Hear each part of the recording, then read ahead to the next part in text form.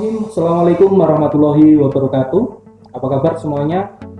Kembali lagi bersama saya Fikri Rohmansyah yang masih belajar untuk apa? Belajar untuk berkarya, belajar untuk bermanfaat, dan belajar untuk berbagi, karena berbagi itu indah.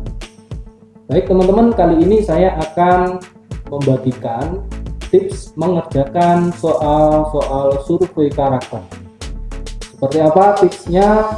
Yuk simak video berikut ini. Selamat menyaksikan.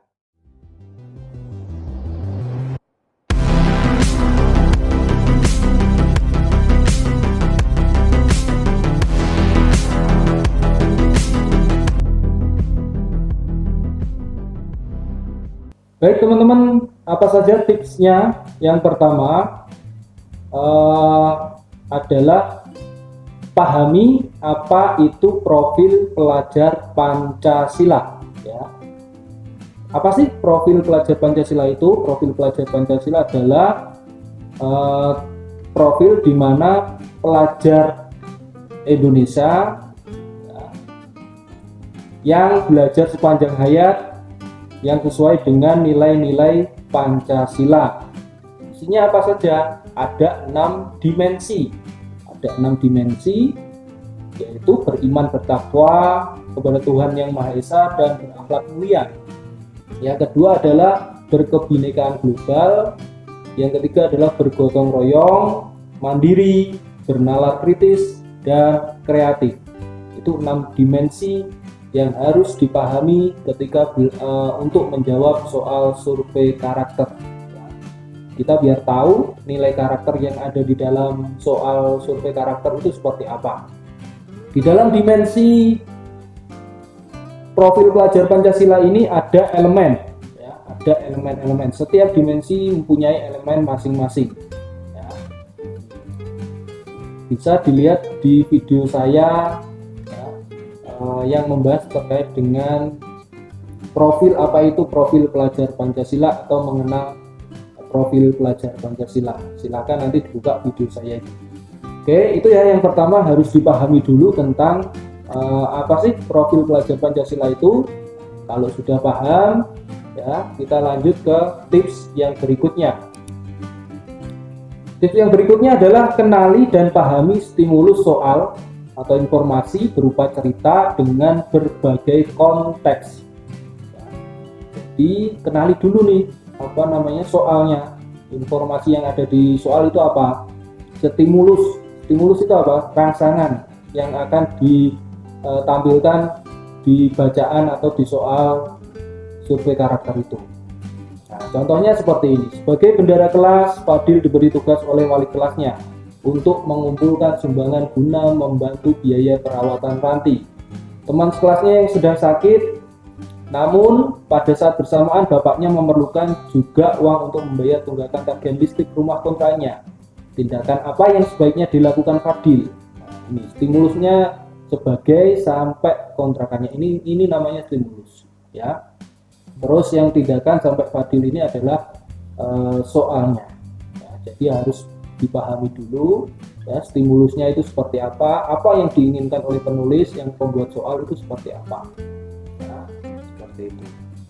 Itu tips yang kedua, kenali dan pahami stimulus atau rangsangan soal atau informasi yang terdapat di soal berupa cerita dengan berbagai konteks.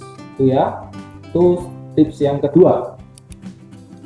Tips yang ketiga adalah pahami kalimat soal, pertanyaannya, pernyataan maupun dalam soal, ya. Jadi harus teliti, pahami pelan-pelan, jangan terburu-buru dalam penyelesaian soalnya, jangan cepat-cepat membacanya, pelan-pelan saja membacanya, ya. Pahami kata per kata yang diinginkan dari soal tersebut itu apa, ya. Dilihat dari kalimat soal, pertanyaannya, pernyataan maupun dalam soal itu seperti apa, ya. Jadi intinya harus benar-benar memahami, itu ya yang ketiga. Yang keempat adalah temukan kata kunci. Nah, teman-teman harus bisa menemukan kata kunci baik dalam stimulus maupun dalam soalnya. Ya, stimulusnya contohnya seperti ini: sebagai bendahara kelas, Fadil diberi tugas oleh wali kelasnya untuk mengumpulkan sumbangan guna membantu biaya perawatan Ranti. Teman sekelasnya yang sedang sakit, namun pada saat bersama bapaknya memerlukan juga uang untuk membayar tunggakan tagihan listrik rumah kontrakannya. Ini namanya stimulus tadi ya. Tindakan apa yang sebaiknya dilakukan Fadil, ini soalnya. Ya, stimulus, kita temukan kata kuncinya. Kata kuncinya apa? Jadi kata kuncinya di sini adalah ada teman sekelasnya ya yang sakit. Ini sedang sakit ini. Jadi ini kata kuncinya. Jadi kalau orang sakit itu pasti butuh pertolongan segera. Ya.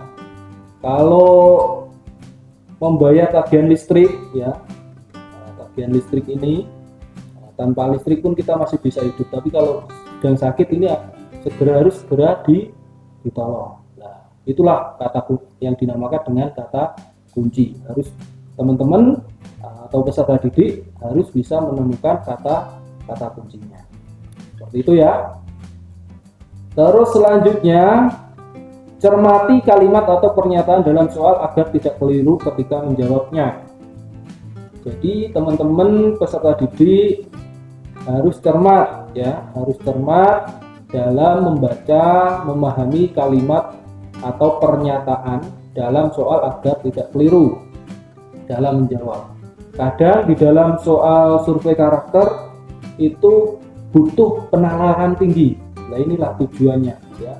Kita diberi anugerah oleh Allah Subhanahu wa taala ya, berupa otak. Nah, otak itu untuk berpikir.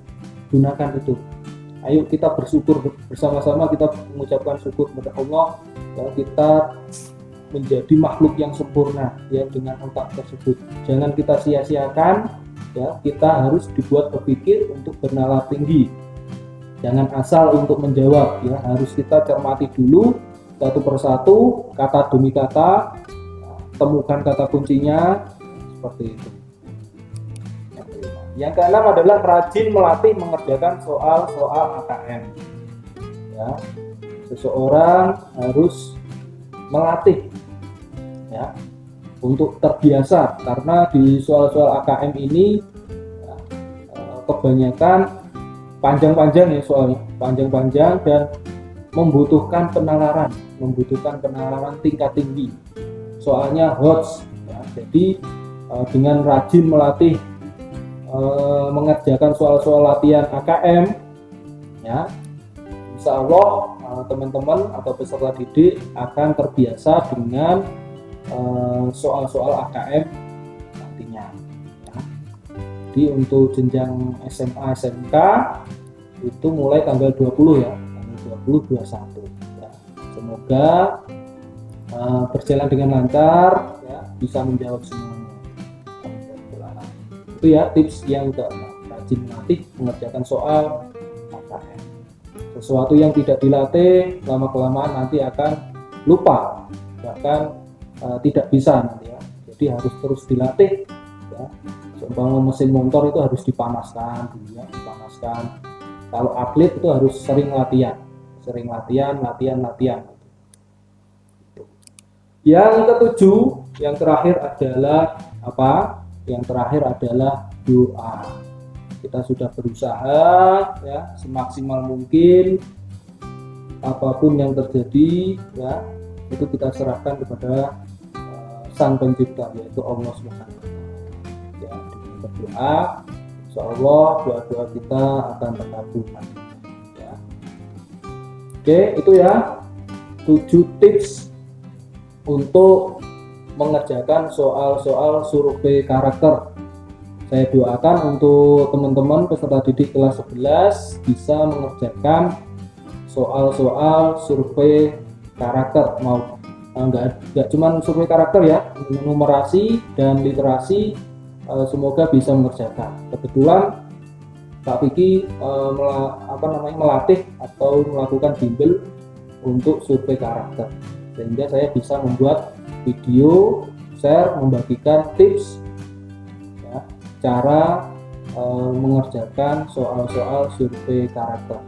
Demikian yang dapat kami sampaikan. Ya, ada kurang lebihnya saya mohon maaf yang sebesar-besarnya. Jangan lupa teman-teman dukung saya untuk lebih berkembang lagi dalam membuat video-video pembelajaran atau video-video tutorial dan video-video pendidikan lainnya dengan cara like, share, komen, dan subscribe ya, karena subscribe itu gratis. Mohon bantuannya biar agar saya lebih bersemangat lagi. Terima kasih. Saya akhiri. Wassalamualaikum warahmatullahi wabarakatuh.